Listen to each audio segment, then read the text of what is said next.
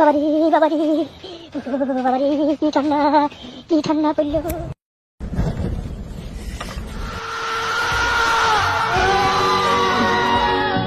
এই আলামিন ভাইকে চেনে না এমন মানুষ খুবই কমই পাওয়া যাবে। তিনি ফানি ভিডিও করে মানুষদেরকে বিনোদন দেন, কিন্তু আমাদেরকে বিনোদন দেওয়ার জন্য নিজেই পড়ল বিপদে। কিন্তু কেন, কিভাবে বিপদে পড়ল, আজকের ভিডিওতে আমরা এটাই জানবো। তবে চলুন আজকের ভিডিও শুরু করা যাক। বর্তমান সোশ্যাল মিডিয়ায় তার একটি ভিডিও খুবই ভাইরাল হচ্ছে।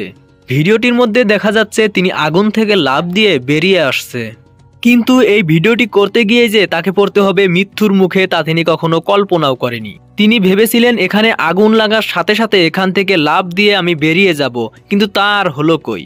লাফ মারার সাথে সাথে তিনি জ্বলন্ত আগুনে পড়ে যায় আর তার পুরো শরীরে আগুন লেগে যায়, আর সাথে সাথে তাকে ঢাকা মেডিকেল হসপিটালে ভর্তি করানো হয়। মানুষ ভাইরাল হওয়ার জন্য কত কি না করে, কিন্তু একটি বারও ভাবে না এটা করতে গিয়ে যে তার জীবনও যেতে পারে।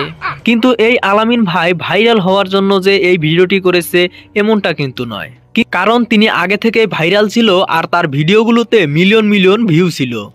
এই ভিডিওটি করার উদ্দেশ্য তার একটাই, আমাদেরকে বিনোদন দেওয়ার। কিন্তু কি দরকার ছিল নিজের জীবনকে বাজি রেখে এমন ভিডিও করার? এই ভিডিওতে আমি আপনাদেরকে একটি কথাই বলতে চাই, ভাইরাল হওয়ার জন্য আপনারা এমন কাজ কোনোদিনও করবেন না যেখানে আপনাদের প্রাণ যেতে পারে। এমন অনেক মানুষই রয়েছে যারা নিজের জীবনকে বাজি রেখে ভাইরাল হওয়ার জন্য কত কিনা করে। এই আলামিন ভাইয়ের দিকে তাকান, আজকে তার অবস্থা কেমনটা হয়েছে। আপনাদের কাছে আমার একটি অনুরোধ, ভাইরাল হওয়ার জন্য এমন চিন্তা ভাবনা মাথায় কোনোদিনও আনবেন না। তো আপনারা সবাই মিলে দোয়া করবেন এই আলামিন ভাইয়ের জন্য, তিনি যেন খুবই অল্প সময় সুস্থ হয়ে ওঠে।